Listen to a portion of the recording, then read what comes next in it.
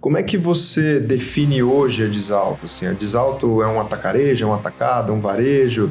Quais são as áreas de atuação? Qual que é o número de filiais? Disalto, ela tem 10 filiais. Ainda esse ano estamos abrindo mais uma filial. Com essa 11ª, você considera que vocês fecham o estado? Não. Ainda tem temos espaço. ainda espaços que precisam ser para a gente cumprir aquilo que está na ideologia. Como é que isso impactou o negócio de vocês? Especialmente quando a gente fala de concorrência com outros distribuidores que já estavam em estados sem a AST. Você falou na logística, a logística é extremamente importante. Eu vou te dizer que ela tem um papel crucial. Quando a gente fala em orçamento, né, pai? E digo para você que a maior força que eu tive foi da família mesmo. Em algum momento, assim, você teve dúvida, assim, será que eu tomei a decisão certa? Será que eu sou capaz desse negócio? Não, eu tive dúvida, várias vezes eu tive dúvida. No primeiro encontro que eu chamei os filhos e a Rosa para nós conversar, digo, olha, é pesado, mas nós vamos encarar. Esses 30 anos, eu que abri a loja e eu que fechei a loja e eu que atendia tudo, agora o que eu vou fazer? A projeção de crescimento da Disalto para 2024 é igual, menor ou maior do que o que ela fez em 2023? É maior. Percentualmente, você espera crescer mais esse ano do que cresceu ano passado? A gente não quer, a gente vai.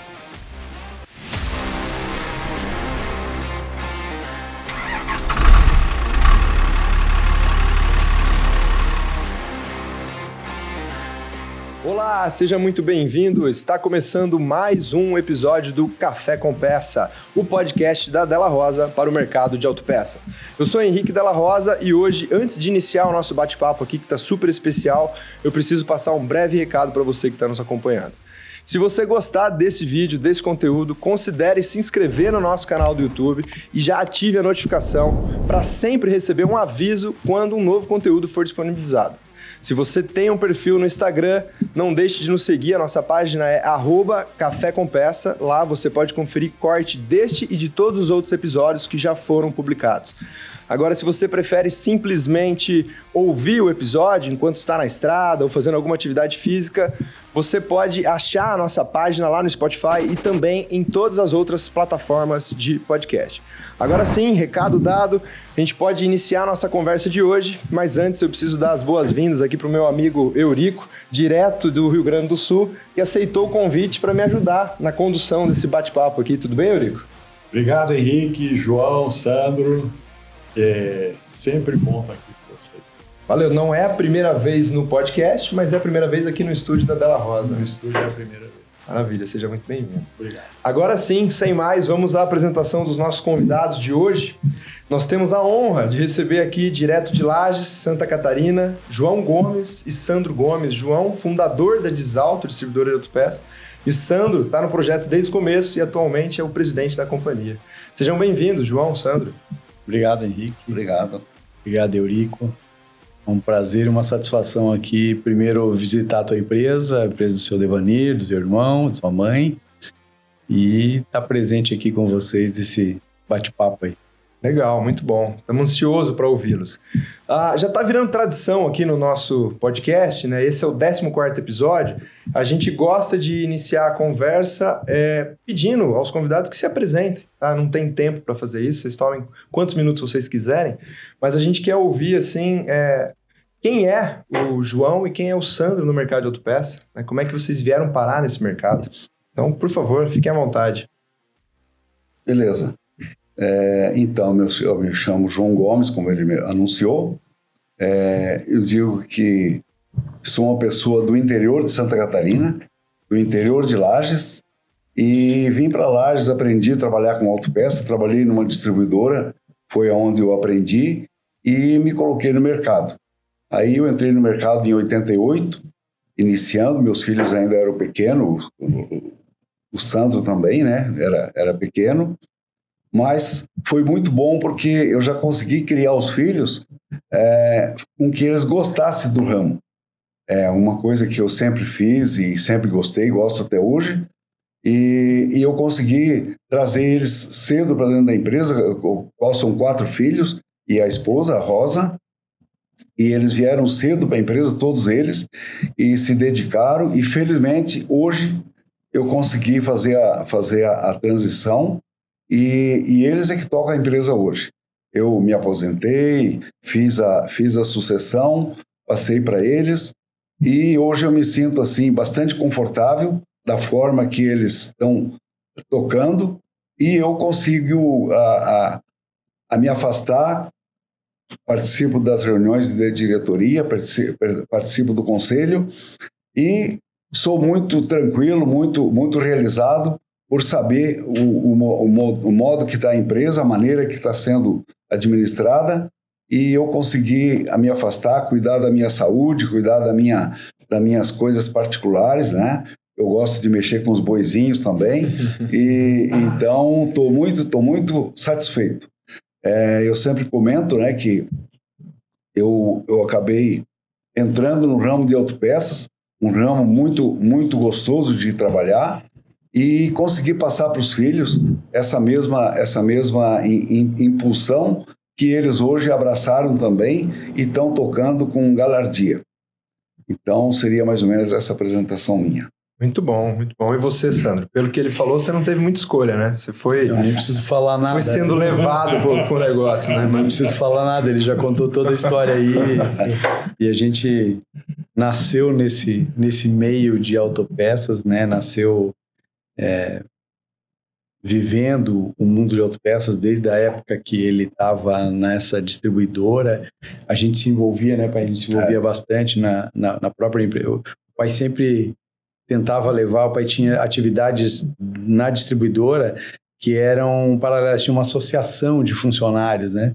E o pai que cuidava desse processo todo, e a gente estava sempre nessa associação, então tinha as jantas do pessoal, e a gente estava envolvido, a gente ajudava, estava lá sempre nesse meio.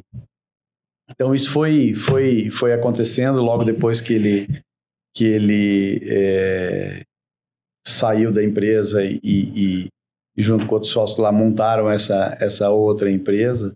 O senhor se enganou, foi 85, foi 88 foi a Desalto, 85 foi a outra lá, né? Foi. E aí esse envolvimento começou a ser mais severo, né? Eu estava comentando antes para você. Naquela época, algum tempo atrás, para você ter alguma... A gente se achar representativo, alguma coisa, tinha que trabalhar, né? Você tinha que trabalhar. E eu queria trabalhar, 13 anos, eu preciso trabalhar, mas não podia, né? Não pode trabalhar.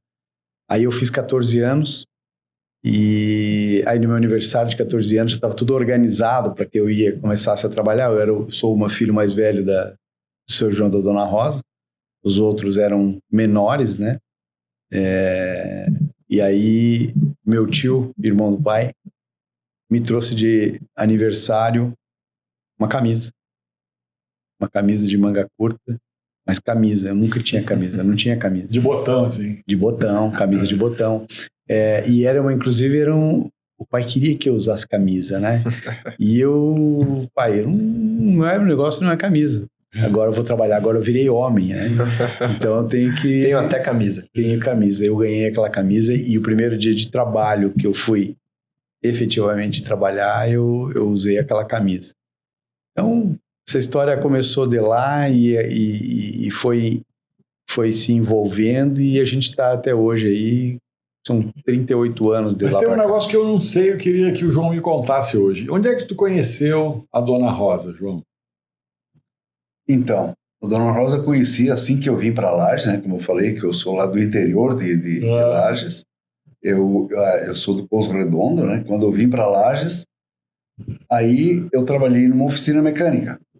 E ao passar nessa minha passagem da minha casa até a oficina que eu trabalhava, eu passava pela casa dela. E aí, aquele negócio, veio dali a pouco aparece na janela e tal. A verdadeira namoradeira, olhando na janela. Que ano que era isso? Foi lá por 70, mais ou menos. E demorou quanto tempo para casar? Para casar, nós namoramos, acho que uns 2 anos. E com 22 anos eu estava casando. E o Sandro, quando nasceu, quantos anos tu tinha, João, então? Eu tinha 23 anos. 23 anos. E aí nasce o Sandro. Aí nasce o Sandro. E tu estava na oficina ainda ou já estava... Estava na oficina. Estava na oficina. Estava na oficina. Trabalhava na oficina. Trabalhava na oficina.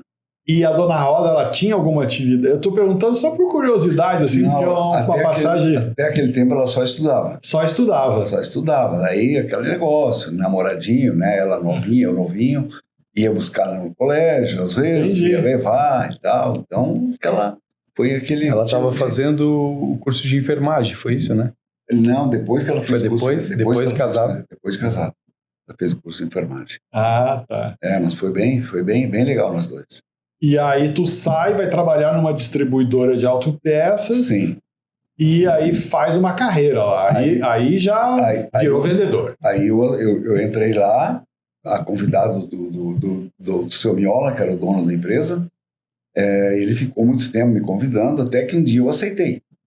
Pedi as contas lá onde eu estava e fui para lá. Mas eu, como aquele piá do sítio, eu sempre fui muito dedicado.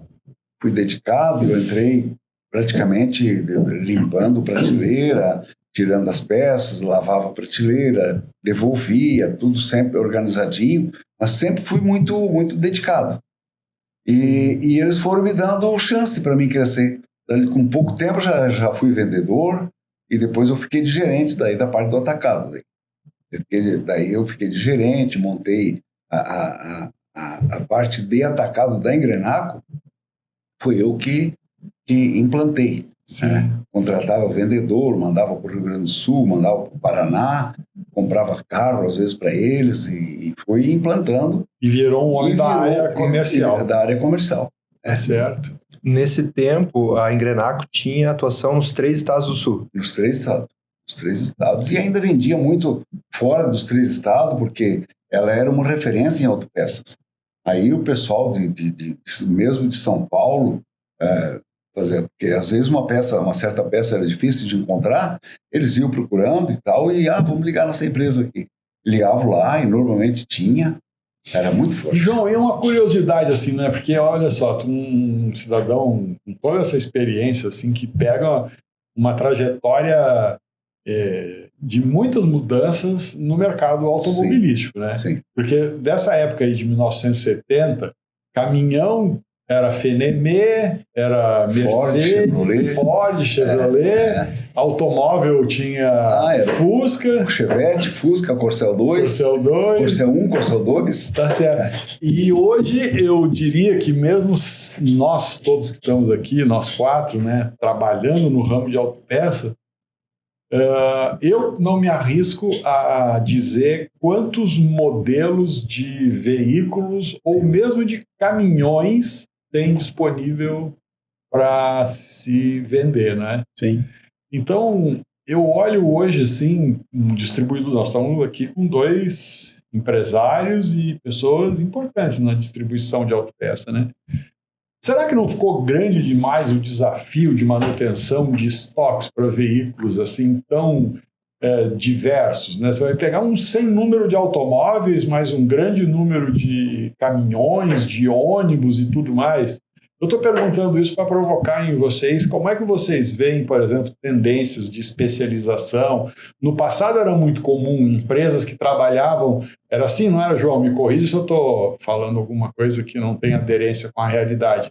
Tinha empresas que trabalhavam só com o Ford, tinha empresa que trabalhava só com Mercedes. Sim. E aí vem uma geração de empresas que trabalham com muitos modelos de veículos e também com muitas marcas, né? A pressão em cima do inventário, do crescimento do inventário, é forte, é grande em cima de um distribuidor de autopeças? Eu imagino que esse é o nosso grande desafio. Você falou que o mercado mudou, tal, mas ele ainda continua se especializando, porque é o ativo mais pesado, os estoques. E quando você você é generalista, que é o nosso DNA, nós somos generalistas, né? Isso dá a gente tem uma dificuldade para manter isso, para deixar isso homogêneo e fazer o equilíbrio das contas, né? Olha a quantidade de veículos, tem veículos que a gente nem sabe que veículo e está aí no mercado, e daqui a pouco esse veículo já começa a dar manutenção, ele sai da concessionária, sai da manutenção da própria concessionária e vem para o mercado. A evolução dos veículos, né? Tem veículos, a parte de caminhões, ele até não tem tantos entrantes, mas a evolução é a cada semestre. Você tem evolução, tem mudanças dentro de sistemas que vão trazendo mais produtos. O senhor lembra que no passado a gente tinha, assim, durante o ano, sei lá, 1.000 cadastros novos. Hoje a gente tem praticamente 1.000 cadastros a cada 3 meses. Então, produtos novos que estão entrando. O estoque não sobe na vertical, ele vai na horizontal. Né? E coisas novas e os produtos eles estão dando uma manutenção muito mais rápida do que acontecia antes. Você comprava o veículo, ele ficava na manutenção da concessionária até os seus 40 mil quilômetros e tal.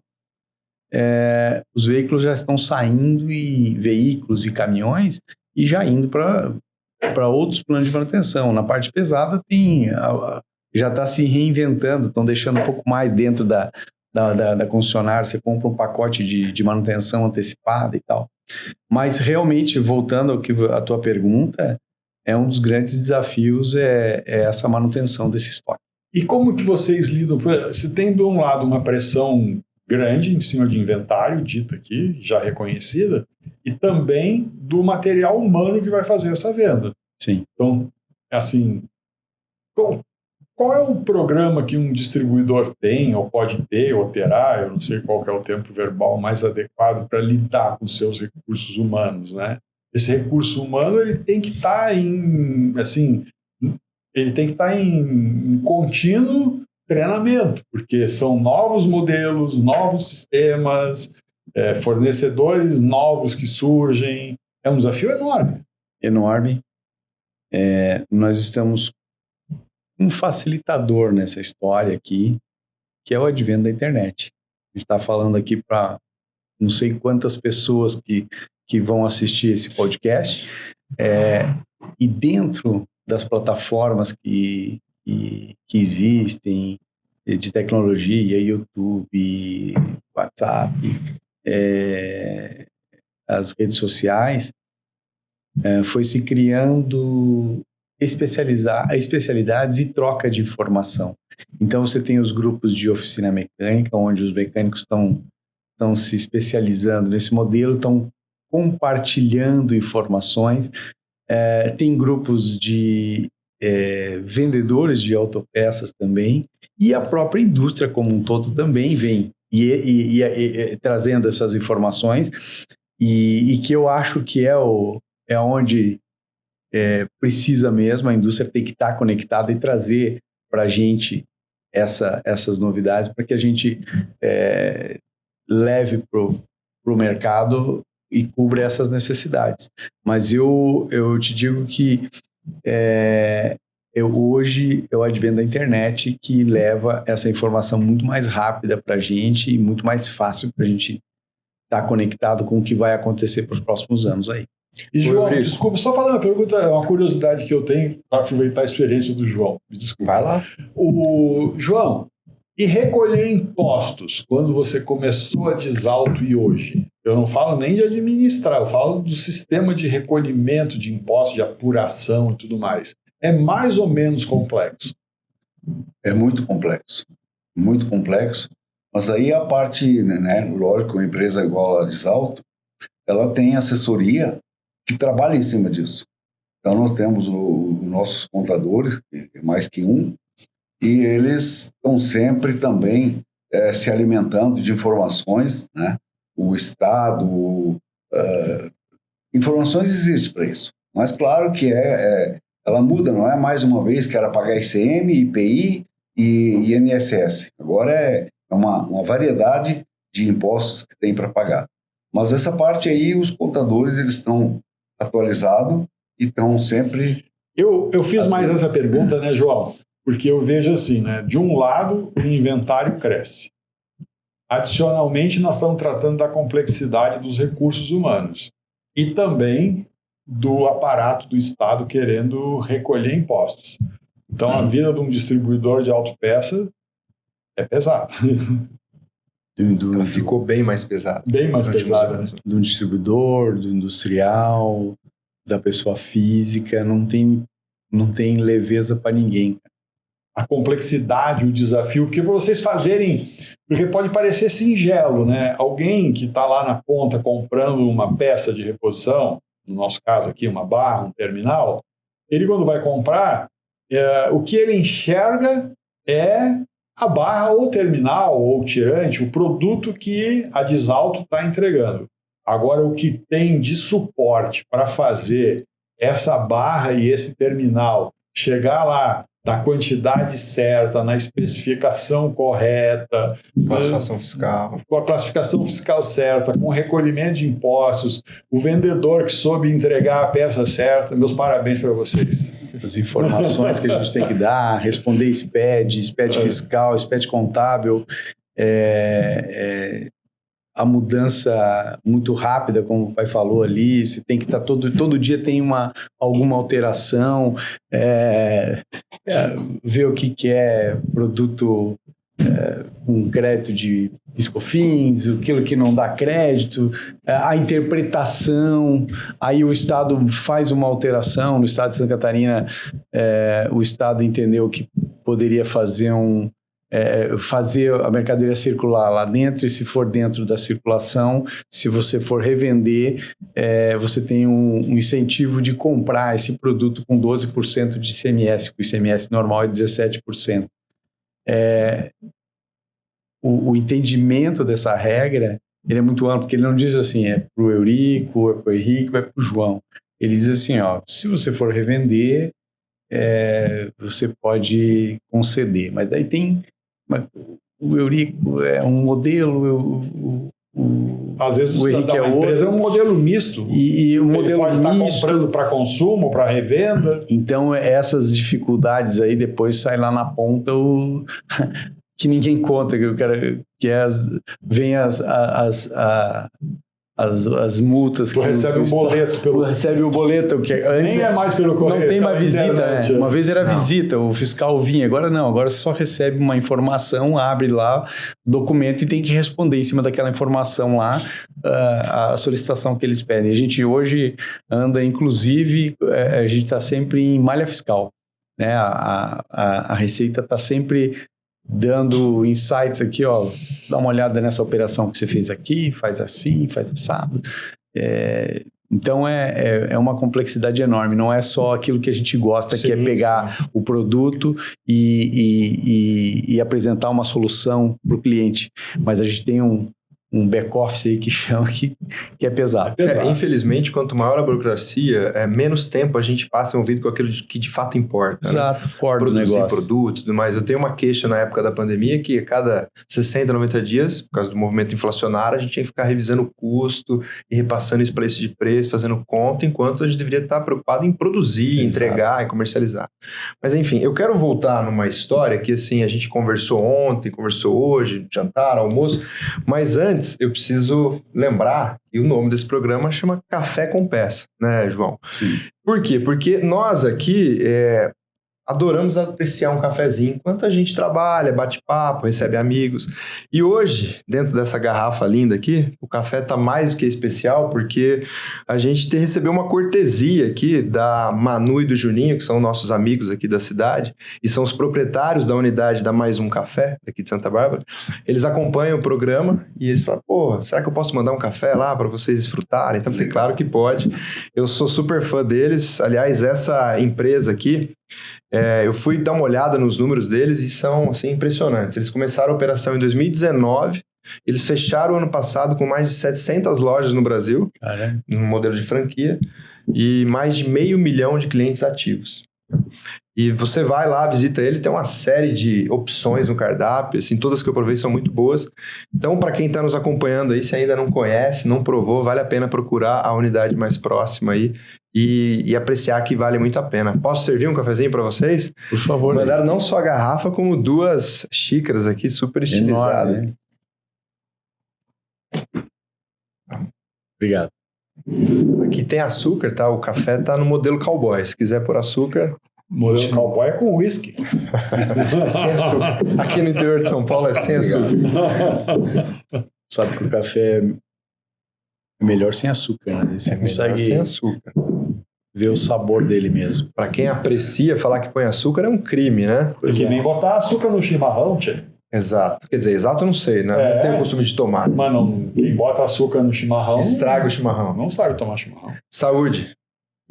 Sejam bem-vindos mais uma vez. Obrigado, Nossa obrigado. casa, Saúde. no nosso programa. Mais um café, bom café, hein? Gostei. Muito bom. A história que eu queria ouvir, assim, com mais riqueza de detalhes, né? E até eu fiquei curioso nessa história quando eu liguei para o Eurico e falei, vamos conversar um pouco, vamos fazer um briefing. E aí hoje no almoço, conversando, né, na presença do meu pai também, o João comentou, quando ele, junto de um sócio, sai lá da Engrenaco e monta uma distribuição de autopeça, aí vocês conduzem essa operação durante alguns anos e aí, num determinado momento, de maneira muito amistosa, pacífica, vocês decidem romper a sociedade, cada um trilhar o seu caminho. Só que você, João, você comentou que assim, nessa operação da distribuição, você era encarregado da porta para a rua, de fazer todo o trabalho de venda, carregar pasta e tudo mais. E aí, quando você separa a sociedade, você assume uma distribuidora por completo, inclusive tendo que lidar com fornecedores, formar time, equipe. Eu queria assim, entender como é que ficou a sua cabeça, né? Como é que você se sentiu nessas primeiras semanas depois de constituir uma nova distribuidora em que você era exclusivamente apoiado pela família, né? Mas exclusivamente o tomador de decisão? Assim, eu acredito que eu fui tomado pela emoção, da vontade que eu tinha e um propósito que eu fiz. Aí, como comentei antes, eu convidei os filhos, a minha esposa, que ela me deu muita força. A Rosa foi um alicerce muito grande para nós, e um sócio também, que daí ele trabalhava junto comigo lá na outra empresa, que era o Tadeu. Convidei ela e o Tadeu para abrir essa Desalto. Nós abrimos, né? Abrimos a Desalto e eles aqui conduziram. Mas eu fui para a cabeça, para fazer compra, abastecimento, organizar venda, organizar compra. E você falou, minha cabeça, claro, ela foi bem exigida. Mas com aquela necessidade que eu tinha, com aquela decisão que eu tinha, eu venci todas as etapas. E digo para você que a maior força que eu tive foi da família mesmo. Em algum momento, assim, você teve dúvida, assim, pô, será que eu tomei a decisão certa? Será que eu sou capaz desse negócio? Não, eu tive dúvida, várias vezes eu tive dúvida, mas isso no primeiro encontro que eu chamei os filhos e a Rosa para nós conversar, digo, olha, é pesado, mas nós vamos encarar. Nós vamos encarar, vamos pôr a cabeça para lá, e se não der certo, nós temos que saber voltar. Digo, vamos ter que ser humilde e voltar, trabalhar de empregado com alguém e tal, mas nós vamos em frente. Com essa ressalva que nós poderia não dar certo e poderia voltar. Mas o intuito era de ir avante e fomos. Tivemos bastante dificuldade, tivemos vários percalços que travava no caminho. Eu até posso até confessar um episódio que houve, que aí a gente comprava a prazo e dava cheque predatado, e teve situação que o cheque venceu, o fornecedor depositou e não tinha saldo. E dado assim o bom convívio que eu tinha com o gerente do banco, o banco pagou do bolso dele, por 2 vezes, pagou o cheque do bolso dele e só me ligava, João, veio o cheque aí ontem à noite, eu paguei, tá tudo certo, depois você me diga a hora que você pode acertar. Então, para você ver quanto que a credibilidade que a gente tinha de chegar a esse ponto, de o gerente do banco, eu devo isso aí para ele até hoje, e foi um dos que me impulsionou muito, quando vinha aqueles que o banco ele como gerente, ele recebia uns planos de financiamento mais barato e tal, ele nunca deixou de me oferecer. E eu pegava quando era possível. Quando dava aquelas mudanças de moeda, que houve mudança de moeda, ele me aconselhava, João, nós temos esse contrato aqui, eu acho que está na hora de nós mudar, porque isso aqui não sei o que vai acontecer para frente. Então, ele me auxiliou e muito. Então, eu sou uma pessoa iluminada até por isso, porque sempre tive apoio. Sempre tive apoio da família, dos bancos, dos fornecedores. Algumas vezes nós tivemos de pedir prorrogação nas indústrias, também nunca foi negado para nós. Então, realmente foi muito gratificante. Por isso que eu comentei no início, que eu hoje sou muito gratificado, muito feliz, porque eu tive apoio e consegui vencer todas as etapas que foi proposta. Aproveitando esse ensejo que falou de confiança, as pessoas acreditavam no projeto, mesmo que esse projeto era difícil. E uma das pessoas são essas do banco, mas nós tivemos a nossa equipe, né, pai?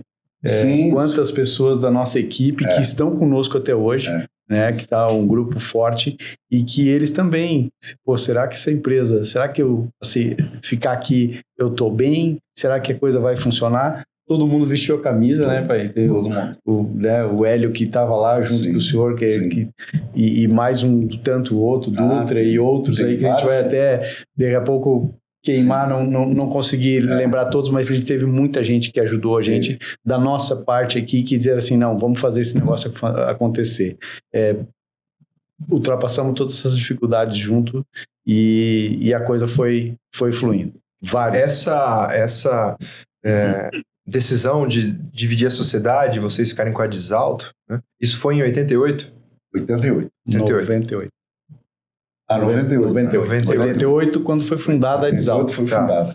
E depois de 10 anos, houve a divisão societária. E assim, tem algum fato, algum episódio assim que vem à memória de vocês que marcou muito por representar que assim, parece que agora a gente conseguiu passar a fase mais difícil, assim, parece que agora a gente virou uma página, um novo ciclo, e acho que agora aquela névoa toda que estava trazendo imprevisibilidade, estava trazendo uma insegurança, agora isso foi dissipado, eu estou começando a entender do negócio que eu faço. Tem algum episódio assim que vem à memória de vocês?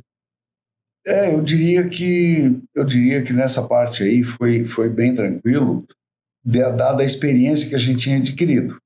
Né? A gente tinha adquirido, então, como eu comentei lá no almoço com seu pai, eu sempre procurei fazer as coisas com os pés no chão, não andar mais do que eu podia. O que acontece? Nós tinha crédito nos bancos, tinha crédito nos fornecedores, nas indústrias. Se nós quiséssemos hoje estar 40% maior, não estaria. Mas era só captar recurso fora, que nós tinha crédito para isso, mas nós não quisemos. E sempre comentei para os filhos, né? Digo, olha, a Desalto tem que crescer, porque ela precisa crescer, mas vamos procurar crescer gradativamente. Nunca dar um pulo muito longo.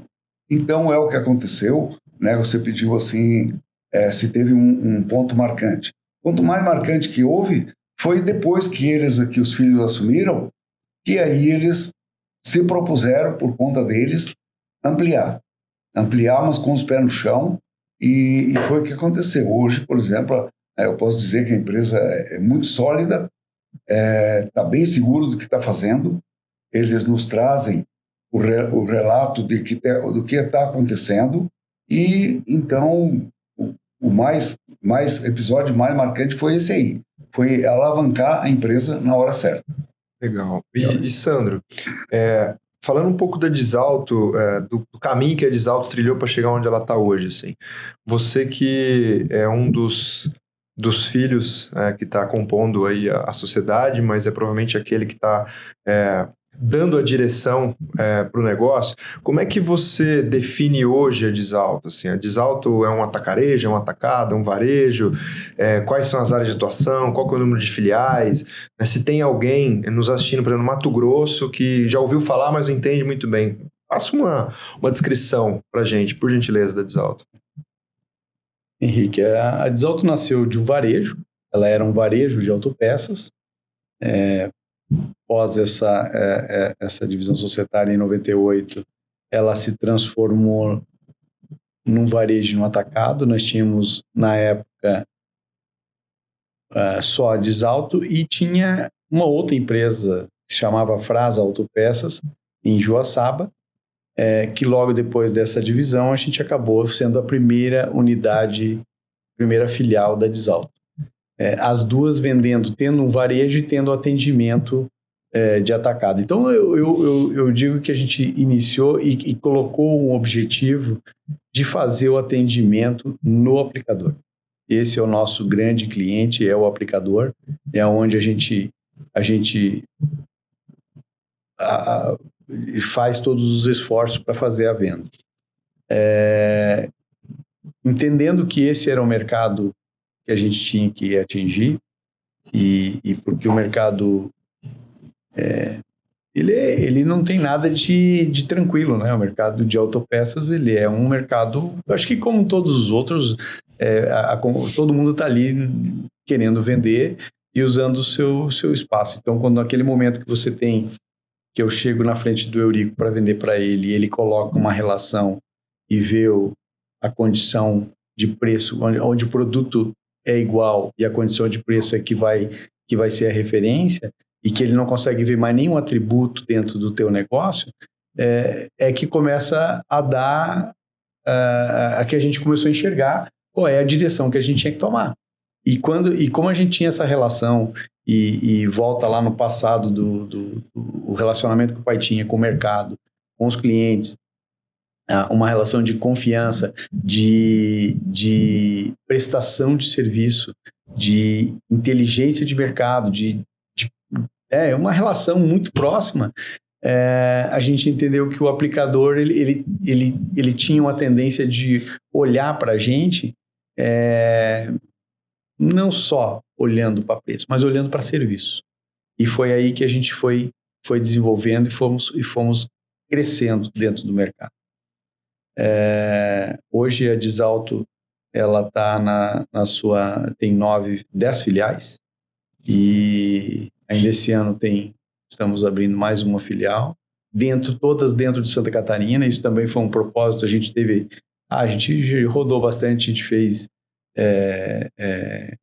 uma aquisição em 2012, e essa aquisição a gente, com pouca experiência e mais vontade do que experiência, a gente entendeu que isso, depois, no passar do tempo, a gente viu que nós não conseguimos equalizar esse processo, e as filiais que entraram dentro desse processo estavam no Mato Grosso, no Paraná, mas nós não tínhamos intenção o nosso primeiro passo era Santa Catarina, era responder dentro do espaço Santa Catarina. E é o que está dentro da nossa ideologia da empresa, né? É fazer um atendimento dentro bom atendimento importante da onde a gente está atuando. Então, se o atendimento é Santa Catarina, a gente concentrou as nossas filiais em Santa Catarina. E depois que a gente entender que o mercado está sendo atendido como a gente deve atender, sim, a gente vai para outros espaços. Mas, a princípio, o nosso espaço é Santa Catarina de atendimento. E com essa 11ª, você considera que vocês fecham o estado? Não, ainda temos espaço. Ainda espaços que precisam ser para a gente cumprir aquilo que está na ideologia. Tá. E lá atrás, quando começou, na saída da Engrenaco, tal, na primeira distribuição que vocês montaram, já era leve e pesado? Ou era só leve ou só pesado? Sempre foi. A Engrenaco já era uma empresa generalista, tendo linha leve, linha pesada, sempre voltado na parte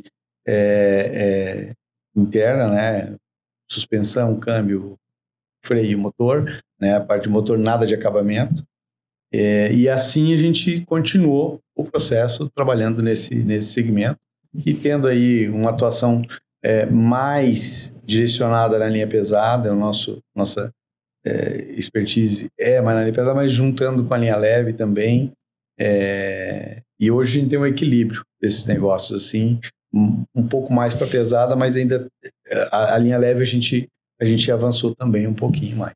Então a Disalto é um atacarejo presente com 11 lojas até abril, né? Isso. Em Santa Catarina, que atua na linha leve e na linha pesada. Isso aí. Você quer puxar alguma parte coisa mecânica? Aí? Porque eu tenho uma... Não, pode levar. Pode levar, mas você me interrompe, tá? Não. Tem um negócio que eu queria ouvir de vocês, assim, é que recentemente, nós estamos falando de 3, 4 anos para trás, o Estado de Santa Catarina isentou a cobrança de substituição tributária, assim como é o Estado do Espírito Santo, depois Goiás e tal. Como é que isso impactou o negócio de vocês, pensando, assim, olhando como indústria, né? A gente via que alguns distribuidores, em especial os nacionais, né, colocando produtos prioritariamente em estados que têm esse incentivo, para depois fazer a venda desse produto para outras praças, Santa Catarina, Paraná e tudo mais. E o Sul era uma região que era muito atacada por isso, né? Vinha produto de Goiás, vinha de Goiás, que já era, né? Espírito Santo, essencialmente, né? E isso, de certa maneira, incomodava, atrapalhava o regional. E aí, no meio do caminho, Santa Catarina isentou esse negócio e eu imagino que isso deve ter beneficiado vocês e talvez se tivesse algum plano de expandir até... Não, podemos repensar isso, podemos ficar por aqui porque aqui ficou interessante. Como é que isso impactou o negócio de vocês? Especialmente quando a gente fala de concorrência com outros distribuidores que já estavam em estados sem a AST. Henrique, o modelo de substituição tributária, ele foi desenhado de uma forma que evitasse a sonegação. Esse é o grande objetivo da substituição tributária, era diminuir os índices de sonegação, que no nosso segmento ele era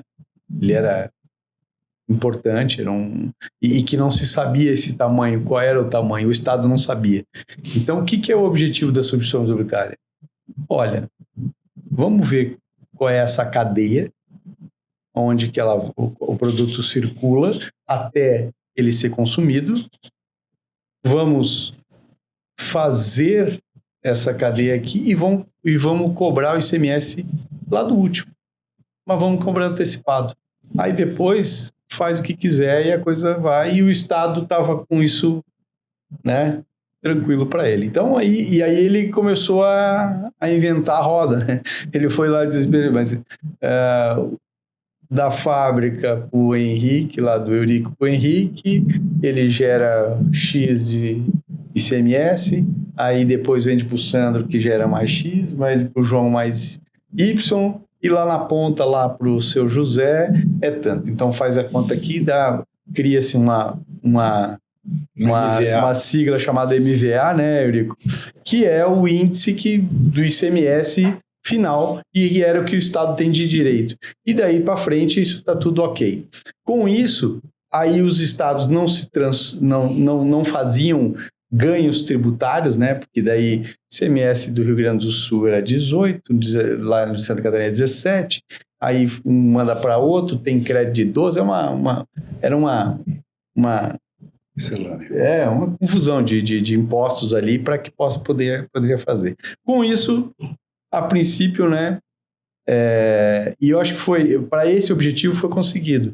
Eu acho que a sonegação ela acabou trazendo esse ganho do Estado de concentrar a legalidade das operações.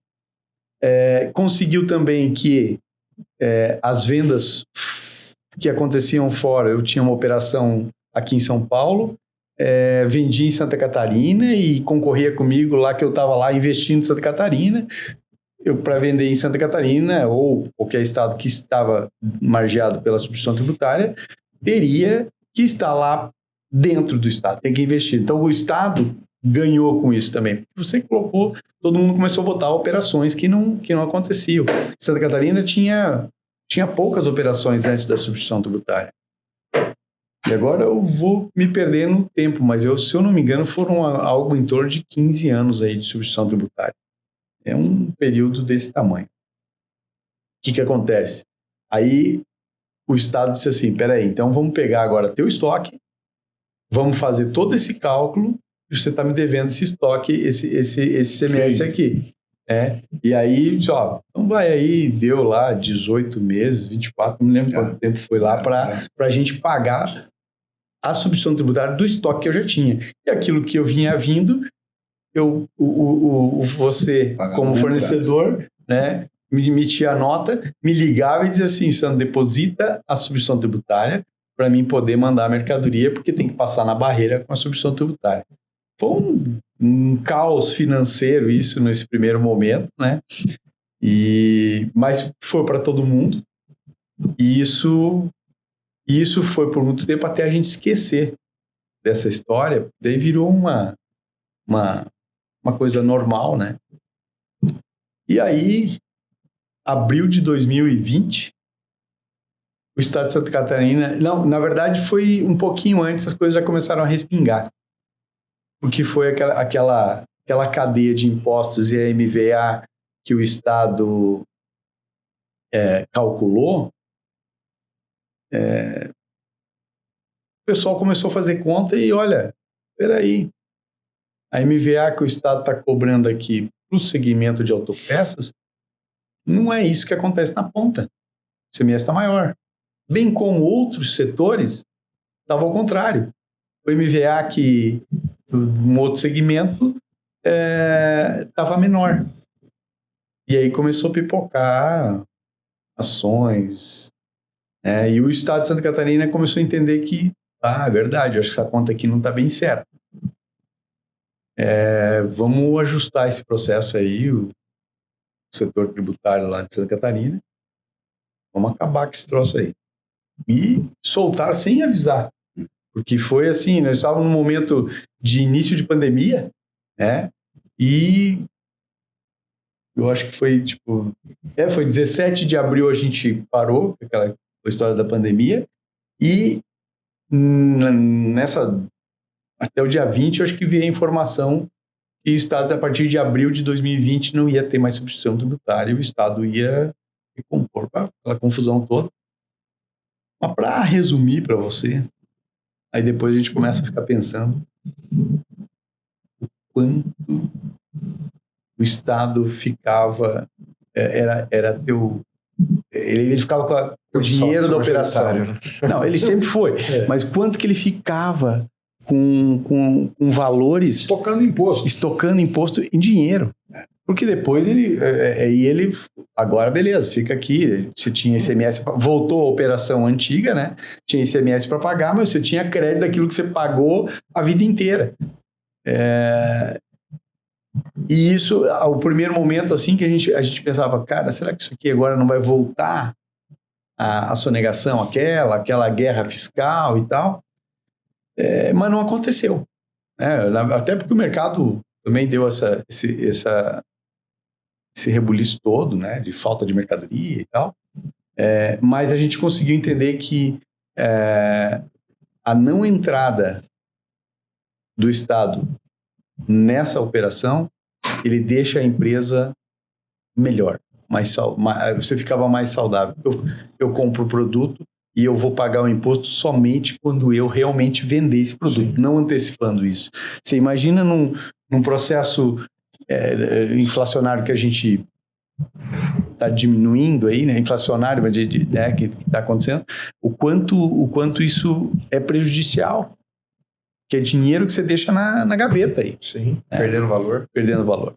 Então, eu te digo, Henrique, que eu acredito que nós já estamos maduros para esse novo modelo. Porque agora a gente está entrando numa outra coisa. Vai acabar a substituição tributária também. Isso já é fato. Esse novo modelo da reforma tributária aqui, a nível nacional, isso vai acabar com a substituição tributária. A gente tem esse tempo agora de migração que vai até 2033, que é o processo. Mas eu ouvi uma consultora uma dessas empresas grandes aí, ela disse assim, nós vamos agora mergulhar no caos, né, para depois a gente caminhar com um novo modelo que a gente já está brigando aí há mais de 30 anos e a gente não consegue equilibrar esse processo tributário. Mas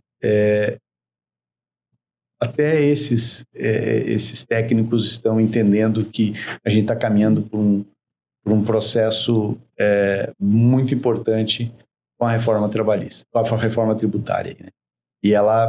Só que ela tem esse período aí até 2033 para ela se consolidar. Mas eu acho que a substituição tributária, ela teve um papel importante lá no início, de equilibrar esse mercado, porque daí nós trabalhamos todos da mesma forma e, né, sem por baixo, né, alguma forma ilícitas, e ela deu uma licitude no processo, mas, porém, ela fez errado de fazer você antecipar uma coisa que é só depois que terminava a venda. Entendi. Qual que é a importância que tem hoje? Porque tem um caminho, né? A gente estava falando antes, por exemplo, nós estamos aqui dentro de uma indústria, né? E a gente já conversou aqui alguns aspectos, e da parte que toca para a indústria, conseguir te entregar o produto na especificação que o seu público consumidor demanda, tudo isso que a gente já passou. E aí nós temos mais um passo para frente, que é sair da distribuidora de autopeça. Então, diariamente, a Desalto ela é aberta por todas as equipes das 11 lojas de vocês, tem alguém que vai lá e abre a porta. E, literalmente, vocês não sabem o que tu vai vender, quantos reais serão vendidos naquele dia, não é? Às vezes não sabe nem se os vendedores vão chegar para trabalhar, né? Na maioria das vezes todos eles vão, as equipes estão lá montadas, mas aí tem um temporal, uma chuva, uma inundação, tem uma série de dificuldades operacionais para vocês.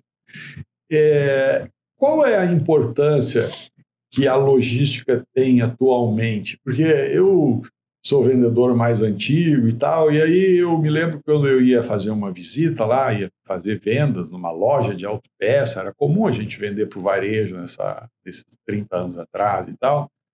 O comprador daquela empresa esperava eu passar lá para ele fazer o pedido, né? E não tão distante assim, muitas vezes eu estava rememorando com o João, sentava lá na frente dele e ele fazia o pedido de item por item. Então, depois, muito rapidamente, vieram meios de transmissão eletrônica desses pedidos, dessas necessidades e tal. Em suma, a Desalto abre diariamente, você tem que estar preparado para atender o seu cliente, porque quando ele liga lá ou faz um contato pelo WhatsApp ou pelo meio que for, no site da Desalto, vai comprar, ele quer saber que a mercadoria esteja lá dentro, né? Aí você tem que ter um departamento de compras eficiente, uma área de logística eficiente, né? Como é que foi essa transição dentro da Desalto? Que importância que isso tem hoje? Como é que vocês lidam com isso hoje? Quais são as ferramentas que existem para você fazer uma previsão de demanda, orçamento de vendas, o que tem que comprar? Eu sou muito curioso nessas coisas da complexidade da operação de uma distribuidora. Eurico, e se você permite complementar, que a pergunta que estava na minha cabeça aqui, ela vai bem em linha com essa ideia, que a gente falou sobre isso anteriormente. Quando a gente olha assim para os maiores distribuidores do mercado de autopeça, da linha pesada, vamos concentrar na linha pesada, a gente percebe que a grande maioria deles tem 70%, 80% da sua receita dependente de 20, 30 fornecedores, que são geralmente os mesmos, ou quase sempre os mesmos. Né? Então, assim, a gente pode nomear aqui, né, os fornecedores que tem lá na Desalto não são diferentes dos que tem na Share, que tem na Orbid, que tem na Pacaembu, que tem na Sama. Mas a maneira com que cada um desses distribuidores trabalha essas marcas, né, se relaciona com o fornecedor, apresenta e treina isso para a equipe, e depois performa via comercialização, e trabalhando, e fazendo números interessantes e tal, a maneira claramente é divergente. Né? Então, assim, linkando com a sua pergunta, né, sendo que a maior parte dos fornecedores são os mesmos, né, como é que você busca, assim, desempenhar, entregar mais do que a média do mercado? Duas perguntas bem do dia a dia que vocês fazem. São coisas que estão aqui dentro, intrínseca dentro do negócio. Primeiro, não sei nem se eu vou estar vivo amanhã, né? Essa previsibilidade você não tem nem da tua própria vida. Amanhã, eu estou até sendo fatalista. Não, estou sendo generoso comigo mesmo. Eu disse amanhã, pode ser que seja hoje ainda, né? Mas não aqui, né? Não. Vamos deixar para depois aí. Mas você tem que trabalhar como funciona. É você pegar uma expectativa e de uma história passada e trazer a valor presente, né? Funciona assim. Como é que está a demanda? Quantos veículos tem? A gente tem que buscar informação. Isso é fato. Você tem que ter informação. Informação, ela está aqui. Vocês têm papel crucial. Vocês trazem bastante informações para a gente, né? E a gente tem que buscar outras informações. E isso é o que gera a demanda. Aquilo que a gente vai vender amanhã.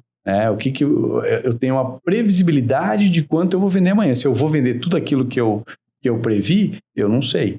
Mas eu tenho que colocar essa janela aqui dentro, né, para mim poder fazer uma programação de pelo menos 30 dias. Né, que o melhor dos mundos, se eu pudesse sempre ter essa previsibilidade até da minha recepção, que você consegue me garantir. Henrique, vou aqui, eu preciso de 10 peças para esse mês de janeiro para vender e você me entregar as 10 peças na data que eu quero. O tal do lead time aí do processo. Trabalhamos com sistemas que a gente vem aperfeiçoando, internos, desenvolvendo ferramentas internas para fazer essa programação. Usamos a nossa equipe também para fomentar, né? Pega a informação, o que é curva A, onde é que está vendendo. Como a gente tem vários pontos, a gente também enxerga divergência, né? Poxa, eu estou lá em Tubarão vendo tanta peça desse determinado produto, por que eu não vendo a mesma quantidade, sei lá, em Itajaí, que está aqui a 100 e poucos quilômetros dali, né? Às vezes é um determinado tipo de cliente, tipo de produto que consome marcas mais trabalhadas, né? E isso vem também respondendo ao que o Henrique falou, né? Como é que você vai trabalhar? Isso tem um conjunto do processo. Eu tenho pessoas e mercados que acabam se assemelhando. Pô, a gente gosta mais do Mais Café aqui, mas do outro lado da rua o pessoal já toma um outro. Por quê? Porque se familiarizou melhor com aquele determinado produto. Mas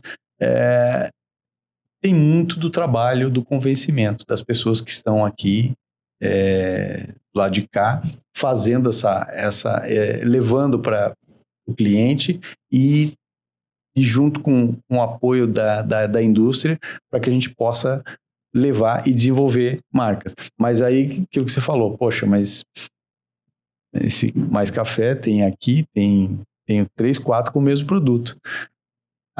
Aí tem a equipe. A resposta é a equipe. Então, é a confiança. Você falou na logística. A logística é extremamente importante. Extremamente importante. Hoje, eu vou te dizer que ela tem um papel crucial. Quando a gente fala em orçamento, né, pai? Eu digo assim, é a nossa maior conta dentro do orçamento. E não é uma conta que a gente coloca lá como um limitador. Ele tem que ser bem gasto. Né? Então, ele pode ser maior, mas ele tem que você tem que saber, tem que ser importante para a nossa ponta lá, né? O cliente tem que estar satisfeito. E vamos falar, 30 anos atrás era difícil a gente imaginar que cabia tanta filial dentro do estado de Santa Catarina. De uma unidade, nós estamos falando fora as outras distribuidoras que tem e que estão colocando. Pô, mas não tem espaço. Cara, o cliente quer mais rápido, o estoque dele, que ele fazia, tem que estar na minha empresa. E o core dele, que é a manutenção. Ele tem que ter alguém que entregue para ele o mais rápido possível. Que faça aquilo que a indústria não consegue fazer para ele, né? Que eu tenha esse produto lá. Então, esse é o nosso diferencial e está se caminhando para esse modelo da entrega mais rápida. Então, a logística é extremamente importante, é a minha maior conta dentro do negócio hoje é maior que até a folha de pagamento hoje. É o custo logístico, é o investimento, nem vou chamar de custo, eu digo que é investimento logístico aí para fazer um atendimento na velocidade que o cliente exige. E ele está se acostumando com esse atendimento, então se demorar, a coisa está indo em fração de minutos, né? Já não é mais assim, questão de horas, tal, aquela história de você tirar o pedido, sei lá no fundo do Rio Grande do Sul, que era o que o pai fazia, né, pai? O senhor ia lá, passava a semana inteira, tirava o pedido, e o cara entendia que o senhor ia chegar de volta, esse pedido ia ser manufaturado, né, para chegar lá no final do mês, quando o senhor fosse retornar na venda lá, já estava na hora de o cara... Essa programação era muito pior para fazer. Hoje não, hoje a gente está trabalhando aqui na casa dos minutos, cara. O cara fica nervoso aqui se passar 3 minutos da entrega. Tem que ser muito rápido. Tem que ter rapidez no atendimento, tem que dar mecanismo para que ele possa operar sozinho, que é o que a gente tem algumas ferramentas aí, ele já tem um catálogo online, ele tem ferramentas de sistema que ele opera, ele já tira o pedido dele, ele não precisa mais depender, toda a dependência se aquilo que ele já sabe, eu quero a peça tal, ele não precisa pedir mais para o vendedor, ele pode já executar esse pedido para ser mais rápido. E qual é o papel do vendedor? Vender. Tirar essa história só do atendimento, mas vender aquilo que talvez a necessidade que ele não enxergou para o negócio dele, ter uma visão lá na frente. Então o processo logístico está cada vez mais acirrado, é uma das grandes forças que a gente tem. Temos que nos diferenciar em serviço, porque o produto, às vezes ele é o mesmo, né? Mesma marca, mesmo produto, e aí a questão do preço, ele vem lá talvez em terceiro lugar lá na hora da decisão da compra. Então, para isso eu preciso trazer outras coisas mais atrativas que o próprio preço. Legal que a sua resposta linkou com a pergunta anterior, porque quando a Santa Catarina ainda cobrava ST, muitas vezes essa sua capilaridade e eficiência logística, ela poderia ser neutralizada, especialmente no caso de um frotista que tinha tempo para esperar, estava fazendo uma compra programada, tinha tempo, aliás, ela poderia ser neutralizada por uma compra de um paraíso fiscal, né? Poderia vir do Espírito Santo. Então, mas eu montei capilaridade, eu tenho eficiência, mas o cara, porque ficou 5, 10, 12, 15% mais barato, ele vai trazer de lá. Então, quando isenta a ST de Santa Catarina, isso para quem estava se beneficiando dessa outra estrutura, mas não tinha a mesma eficiência logística e sua capilaridade no estado, ele viu isso como uma dificuldade nova que apareceu no percurso dele, né? E para o regional que estava lá em Santa Catarina, isso foi, agora beleza, agora vai vencer quem for mais eficiente e não quem tiver o maior incentivo, né?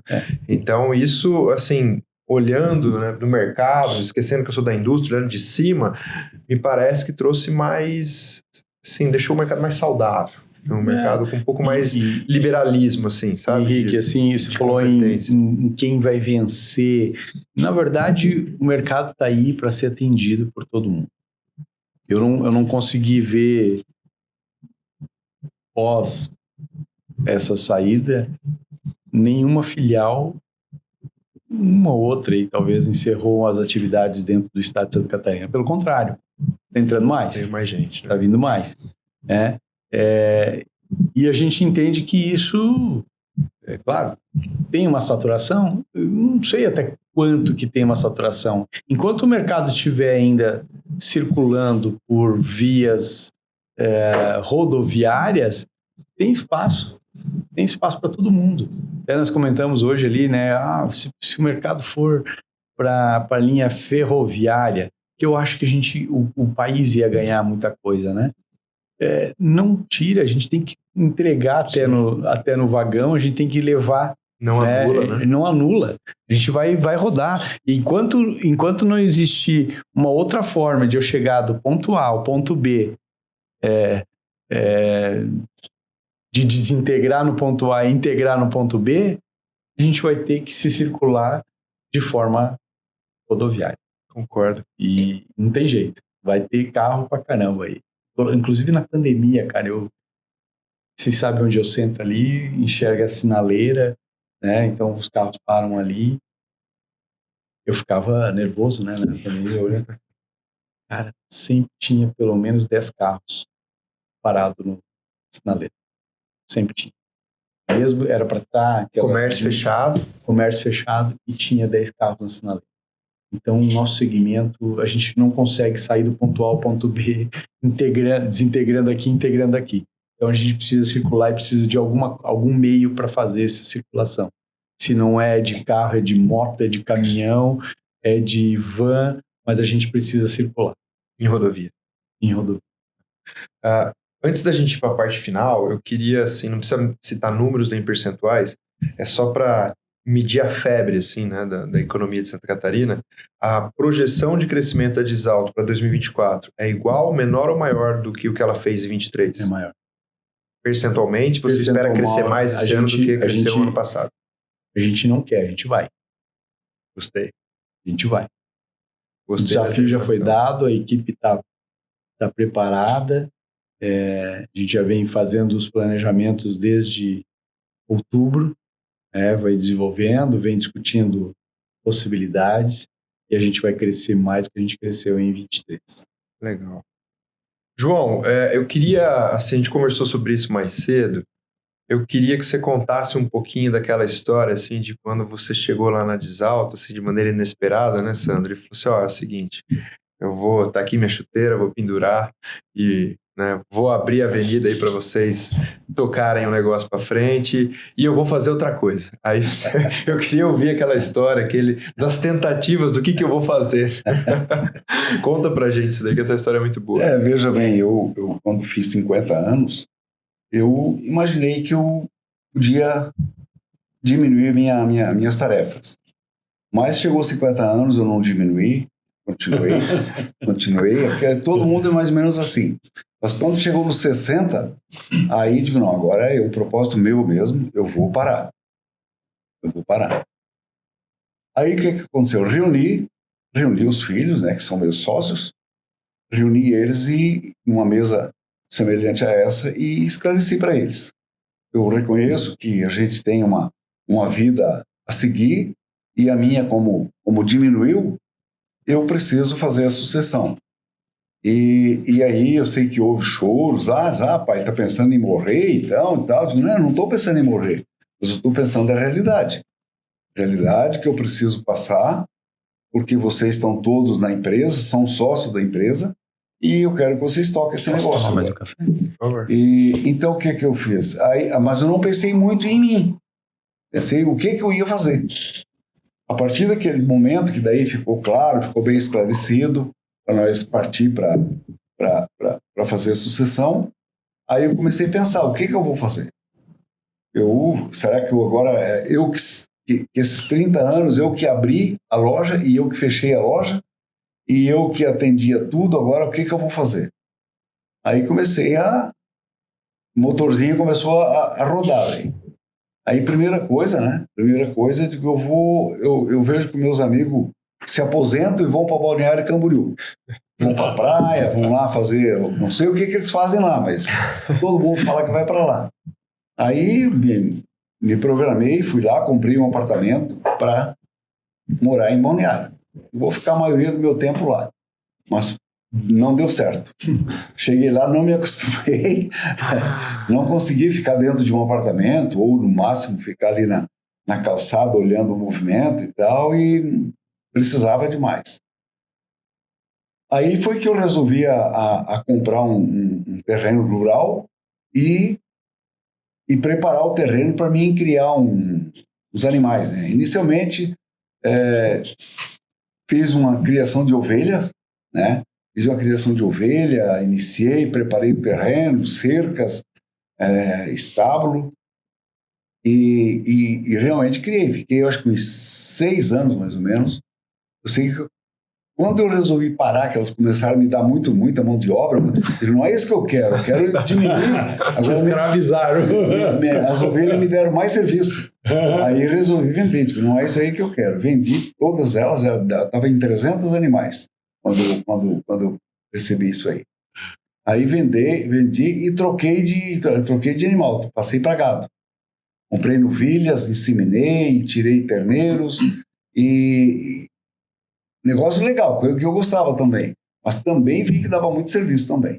Digo, não, eu tenho que arrumar alguma coisa diferente. Aí mudei mais uma vez. Vendi as vacas, as matrizes, e passei para recria, comprar bezerro e terminar. Esse deu certo, estou apaixonado por isso. É pena que eu não tenho mais idade para me aumentar, para me ampliar, mas dá dinheiro, dá para pagar as contas e é um negócio mais leve de fazer. E é o que eu estou fazendo hoje. Preparei o terreno, comprei uma reta escavadeira, que eu contei para vocês. Comprei uma reta escavadeira para limpar o terreno, eu mesmo operei ela e fiz o trabalho, fiz cercas de pedra ao redor do terreno todo. Então ficou... Mas tu já sabia operar a reta escavadeira? Eu não sabia, eu nunca tinha nem entrado dentro de uma reta escavadeira. Mas eu fiz um curso, daí me preparei, fiz um curso e eu tenho carteirinha de operador. Você imagina o pessoal na sala de aula lá pensando, eu preciso de uma profissão e tal. Chega o cara, vai tomar, o pessoal olhando, esse cara vai tomar nosso mercado, o meu emprego, não sei o quê. Então, aí meus projetos foram todos concluídos. Eu comprei a rede escavadeira, tirei, limpei o terreno, fiz as cercas de pedra e hoje está uma maravilha. Maravilha. Que legal. Então, meus objetivos... E vem cá, os seus filhos te apoiaram quando você resolveu comprar uma reta escavadeira? Teve um que não. O Rafael não queria que eu comprasse. Disse, pai, o senhor vai ter um acidente, isso é muito perigoso e tal. E eu escutava ele, mas apanhava Digo, não, eu vou me cuidar mais então. Preciso me cuidar para uma vez daí. Claro que é perigoso, mas tudo que você vai fazer, você vai andar de bicicleta, é perigoso. Aí é só você se cuidar. Mas deu tudo certo. Fiz o trabalho que eu queria fazer, levei 6 anos para fazer aquele processo todo, e hoje estou bem satisfeito. Mas tu mora lá em Camboriú hoje? Eu não moro em Camboriú. eu moro pertinho de Lages, que é Índios. Mora no campo? Moro no campo. Então, mas estou muito satisfeito, a minha mulher me acompanhou. Come paçoca de pinhão. Paçoca de pinhão, bolo frito. Muita costela. Uma merendinha à tarde. E o mais legal é que eu fiz um ambiente lá que eu consigo receber meus netos, meus filhos, e nós passamos o final de semana todos reunidos lá. Então tá bem prazeroso mesmo. Até eu já fui lá. Até você já foi? Fui, comi um bolinho de chocolate, estava bem bom. Então, para trabalhar você não foi? Não me chamaram para isso. Mas assim, Henrique, realmente os passos que eu dei, como falei no início, eu sou iluminado porque uma que eu me cuido e outra que os projetos que eu faço é dentro da possibilidade que é possível fazer. Muito bom. Então, até de vez em quando o pessoal da faculdade lá me chama para mim dar umas explanações lá dentro da sala de aula, é uma das coisas que eu digo para eles. Tudo é possível fazer. É só se dedicar e querer fazer, tudo é possível. Nos dias de hoje, existe ferramenta para tudo que é coisa, existe... Então, você não tem medo de encarar. Agora, se você ficar só de braço cruzado, aí as coisas não vai mesmo. Então, essa mensagem, ela é assim, especialmente para as gerações mais novas, né? Para despertar, assim, uma visão de longo prazo, né, Sandro? Que a gente resume aqui na Della Rosa, a visão de longo prazo é trocar algo que eu quero agora por algo que eu quero ainda mais amanhã, né? Exatamente. Mas não é fácil, né? Porque a gente está sendo tentado o tempo todo a buscar coisas de curto prazo, né? Então, legal isso, né? Parar, entregar a gestão da empresa. Pô, e o que eu vou fazer agora, né? E um dos projetos, comprar uma reta escavadeira e fazer uma parede de pedra em volta da área toda. Fascinante, né? Muito bom. Nós estamos caminhando para o final. Eu queria deixá-los à vontade para falar qualquer mensagem que vocês considerem importante, seja uma mensagem para seus familiares, uma mensagem para a equipe, ou até mesmo para outras pessoas do mercado de autopeça que eventualmente vão assistir esse conteúdo, vão assistir esse vídeo. A gente costuma dizer que o propósito, né, do Café com Peça é justamente dar voz a pessoas como vocês, que têm histórias brilhantes a serem compartilhadas, e a gente espera que essas histórias, de alguma maneira, possam impactar de maneira positiva as pessoas e influenciar e gerar insights e etc. Então, como eu sei que vocês têm muito bons insights a serem compartilhados, né? Queria deixá-los à vontade para que vocês passem uma mensagem final, né, para quem está nos acompanhando, seja colaborador, familiar ou outras pessoas do mercado. Primeiro, Henrique, eu quero te agradecer pelo convite, pela receptividade aqui, desde ontem à noite a gente está aqui, desde ontem à tarde a gente está aqui, você estava lá esperando a gente. Eurico, para fazer a conexão, Eurico já é nosso conhecido de longa data aí, né, Eurico? Já tem alguns dias que a gente já se conhece.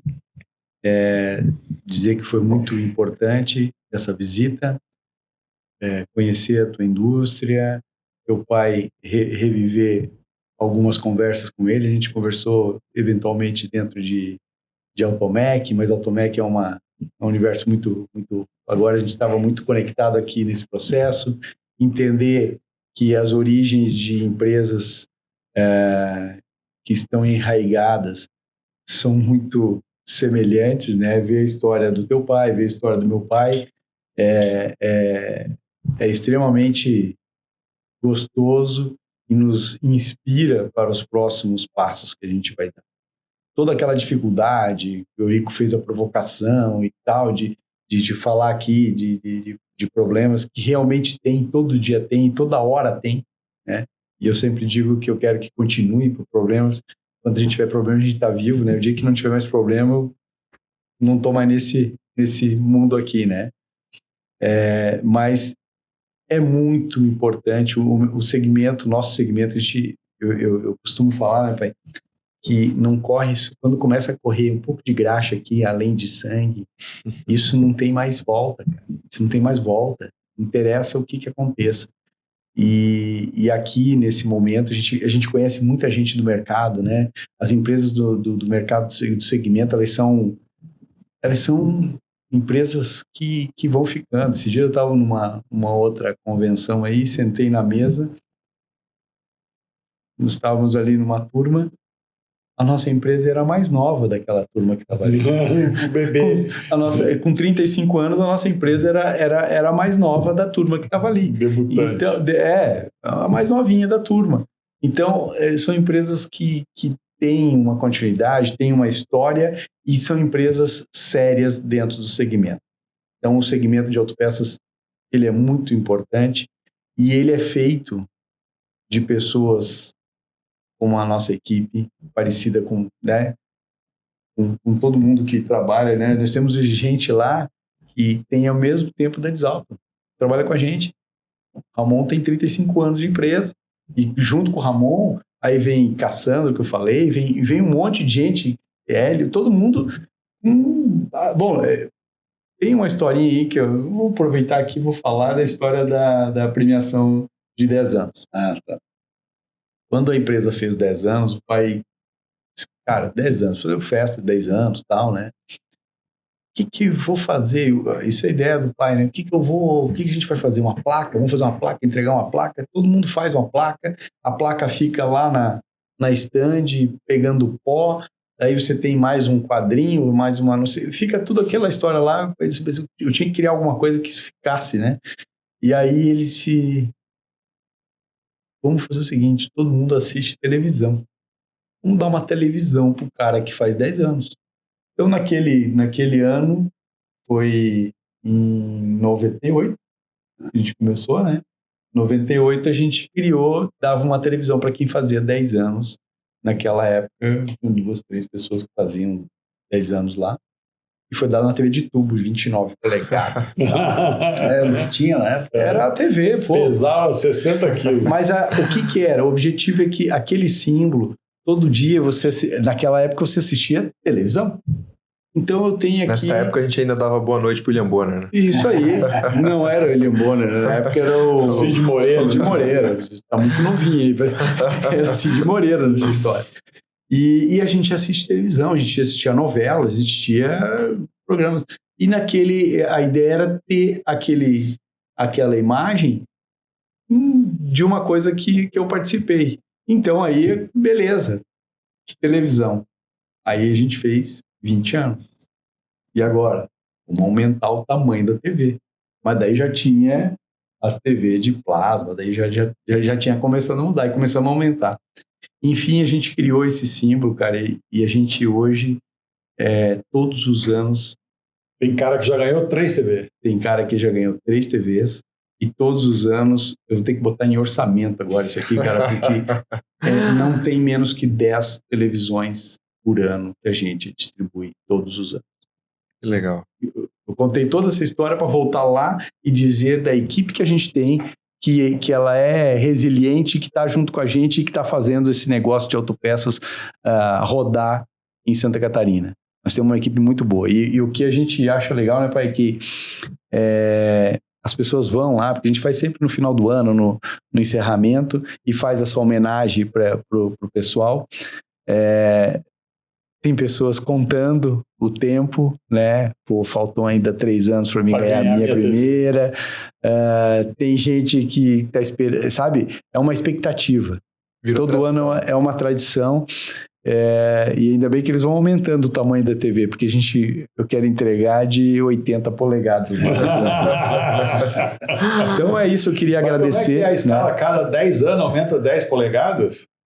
Você começou bem. Não tem assim um número, né? Mas a gente criou, tá lá. Vai aumentando também. Eu sei que foi dado agora para 30 anos, foi 50 polegadas. 50 polegadas. A TV de 30 anos é de 50 polegadas. Tem gente que não tem mais nem parede lá para colocar tanto. Mas voltando e agradecendo. Agora eles vão ver o Café com Peça na TV de 50 de polegadas. 50 polegadas. É Smart TV. Todas Smart agora, Então. né? Então já tá bem. Aí, pessoal que tá bem moderninha. Na cadeira de 50, bota. E os de 10 também, porque de também 10. são Smart TV hoje. As de 10 também. Todas são Smart. E aí a gente diz, cara, e aquela de 29 de tubo lá, o que tu fez? Os caras meio que se costam, tem uns que eu guardei a minha, mas outros não, eu já vendi, já troquei por outra coisa e tal. Enfim, tá lá o registro feito. Mas então a gente agradece muito essas pessoas que fazem parte do negócio. E sem dúvida nenhuma, né, eu acho que isso muito ligado ao pai, que foi extremamente comercial, uma pessoa que tem entrada em qualquer canto, assim, que as pessoas gostavam dele, Tadeu, assim, pessoas que envolviam o cliente. Esse cara, sabe, é o que faz a gente levantar cedo todo dia, discutir, trazer oportunidades, porque ele está dando essa oportunidade para a gente, acreditando no modelo que a gente vem tratando e sabe, e fazendo parte da vida deles. A gente tem muito cliente, né, pai, que ele vem para conversar. Isso sempre foi uma discussão que o pai dizia assim, o cara vinha pagar em carteira, né? E eu disse, pai, a gente tem que modernizar esse negócio, porque a gente uma estrutura aqui, isso até perigoso tal. Ele disse, Sandro, mas eu enxergo aqui, o cara vem aqui, ele não é a questão do pagamento em carteira, mas é a questão de perguntar como é que você tá, de contar um pouco da história e de sair um pouco daquele ambiente que ele tá.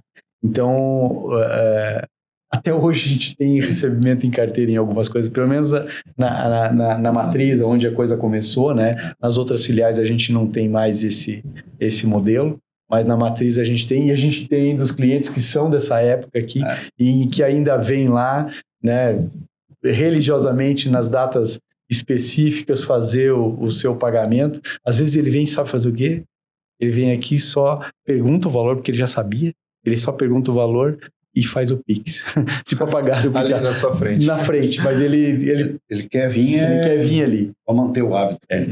Fora o balcão. Então é essa turma toda e claro, né, a nossa grande massa de fornecedores, da qual eu incluo a sua empresa, né, que está presente lá e que nos ajuda a manter esse processo. Então, todo esse núcleo que eu falei aqui, a gente só tem a agradecer. Nossa família também, né, pai, que tá ali batendo pesado também. Quinta-feira, 6:30 da manhã, você não me liga que a gente tá em reunião, tá? Toda quinta-feira, 6:30 da manhã, a gente tem uma reuniãozinha com essa turma, independente de onde a gente tá. Já fez reunião dentro de ônibus, né? A tecnologia ajuda. Uma vez o Rafael estava lá no ônibus, a gente terminando a reunião, mas a gente está presente todas as quinta-feiras, 6:30 da manhã, para até às 8 a gente dar um briefing de como é que as coisas estão acontecendo. Então é uma engrenagem muito bacana e roda muita graxa dentro dessas veias aqui. É isso que eu queria dizer, bom. E obrigado aí por...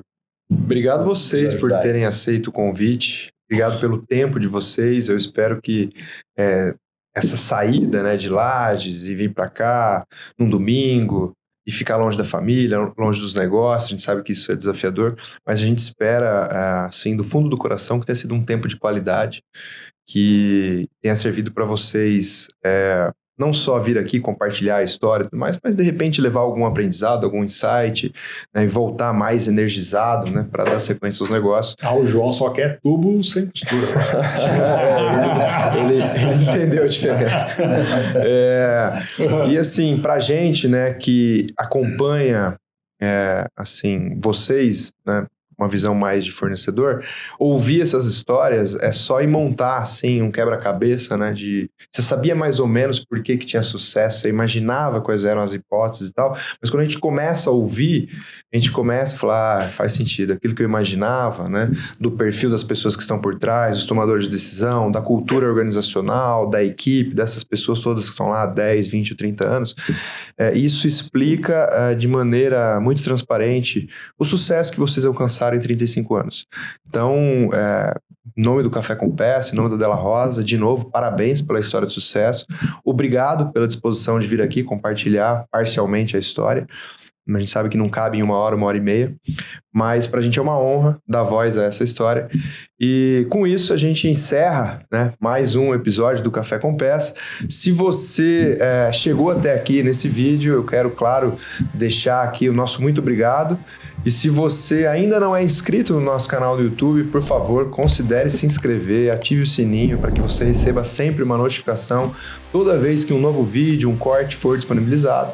De novo, se você tem um perfil lá no Instagram, mas ainda não segue a nossa página, @cafécompeça, lá você encontra cortes desse e de todos os outros episódios. E nós também estamos no Spotify e em todas as plataformas. Lembrando que o propósito desse projeto é dar voz a pessoas fantásticas como o João, como o Sandro e tantos outros que estão dentro do mercado de autopeça. Então, se você gostou desse vídeo, dá um joinha aí, deixa um like, compartilha com seus amigos, com seus familiares, com suas pessoas que compartilham o ambiente de trabalho com você e não perca o próximo episódio, que certamente também estará imperdível. A gente fica por aqui, até mais, fiquem com Deus. Dá um like, dá um joinha, ativa o sininho.